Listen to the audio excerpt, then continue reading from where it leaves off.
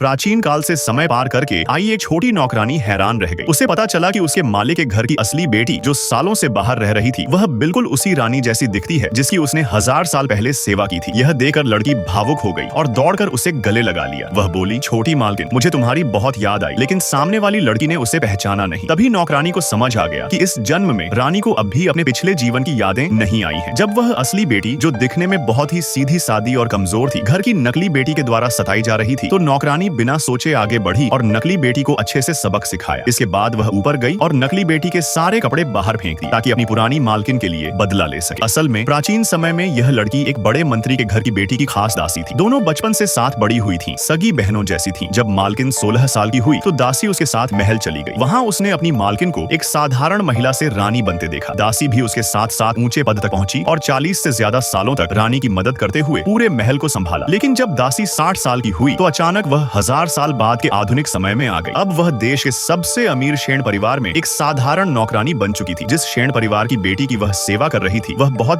बदतमीज और घमंडी थी और उसकी पुरानी मालकिन से बिल्कुल भी तुलना नहीं की जा सकती थी। एक दिन उसने दूसरे नौकरों को चुपचाप बातें करते सुना। वे कह रहे थे कि घर की मौजूदा बेटी असली नहीं है और 20 साल पहले बदली गई असली बेटी अब घर लौटने वाली है। उनकी बात खत्म भी नहीं हुई थी कि एक कमजोर सी दिखने वाली लड़की सामने आ गई। वही शेण परिवार की असली बेटी थी। यह देखकर नौकरानी दंग रह गई, क्योंकि उस लड़की का नाम भी वही था और चेहरा भी बिल्कुल उसी पुरानी मालकिन जैसा था। तभी उसे यकीन हो गया कि यह उसी मालकिन का पुनर्जन्म है। वह तुरंत दौड़कर उसे गले लगाकर बोली, मालकिन, मैंने कभी नहीं सोचा था कि इस जन्म में भी आपसे मिल पाऊंगी। नौकरानी का यह अजीब व्यवहार देखकर उसकी माँ, जो खुद भी नौकरानी थी, घबरा गई और उसे जल्दी से एक तरफ ले गई ताकि नई लौटी असली बेटी डर न जाए।